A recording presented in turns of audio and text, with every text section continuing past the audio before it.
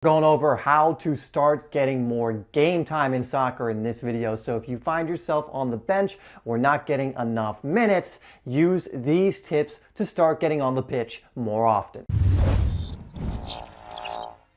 What's up guys, it's Dave here from Simplysoccer. We're helping you to improve your game and stand out on the pitch. On this channel, we release weekly soccer tip, technique, and training videos all designed to help you do just that. So if you haven't already, hit that subscribe button and make sure you hit that bell icon so you don't miss any new videos or live streams that we do. So in this video, I just want to give you some tips that are going to help you get more game time if you find yourself on the bench all too often or you find that you're not getting played at all. So the first tip, just to get out of the way, is to not sulk. You know, that is the worst thing you can do in a situation like this. Oh, something's not going your way, so you're going to sulk and complain about it. That only reflects poorly on you. Your coach is going to be expecting a completely different reaction. If a player is dropped or not getting game time, a coach is going to want that player to react positively, work harder, and earn their spot in the team.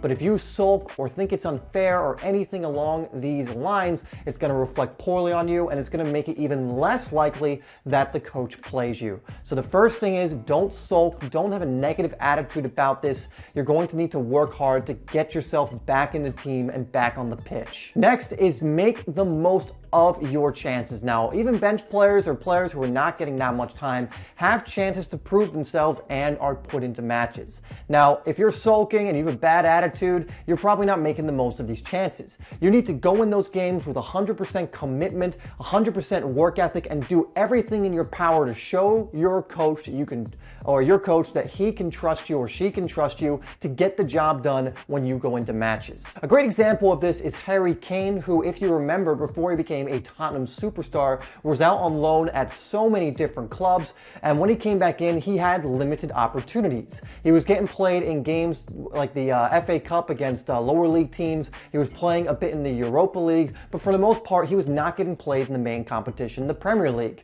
But then he took his chances over and over and over again to the point where he actually became Tottenham's top goal scorer that year. And because he was taking chance after chance after chance, he made the first team and started playing almost every single game. And to this day, he's now one of the world's deadliest strikers. So use his example and use it as your own to, again, take your own chances. Don't sulk. Work hard in the background so that when your chance does come, you can take it. Speaking of hard work, you need to be committed in training. You know, the place where your coach is going to see you the most is in practices. So if you're not getting minutes and you're sulking again in practice, or you're just going through the motions and not giving it your all, your coach is not going to give you a second glance, and he's certainly not going to think about putting you in the first team or starting you.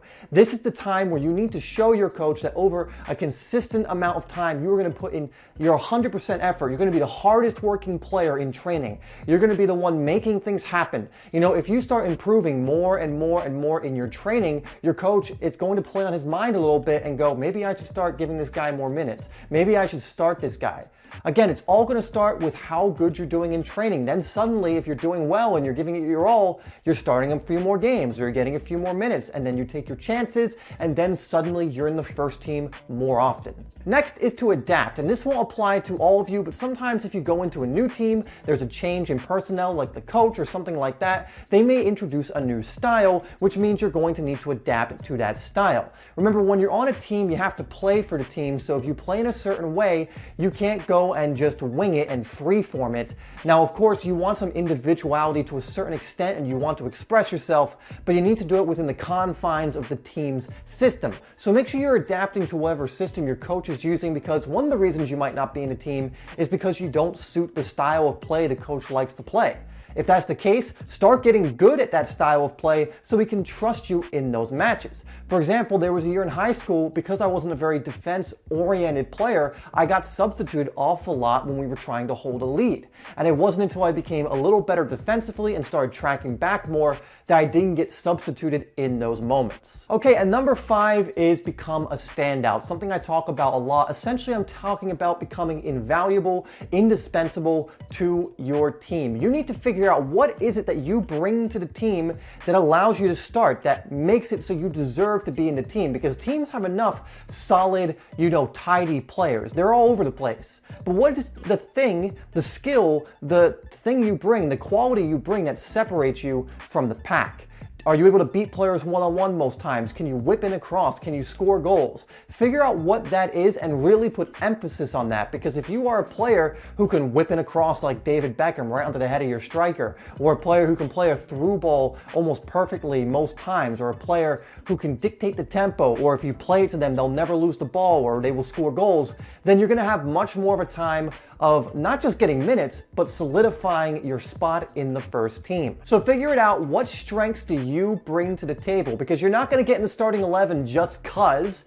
You need to be bringing something to the table. You need to not only be disciplined, but what is that unique angle you bring? What is that strength? What is that skill area that is going to actually help your team in moments when they need to open up the opposition, or they need a commanding center back or a leader? What is it you bring that helps your team to win matches? And finally, I want to mention you need to be persistent with all of these, and you need to be consistent with all of these. If you go off and say, okay, Dave, I'll go and not sulk for a week, but after that I'm going to start sulking again, this is not going to work. All of these things need to be done consistently, and you need to be persistent about it.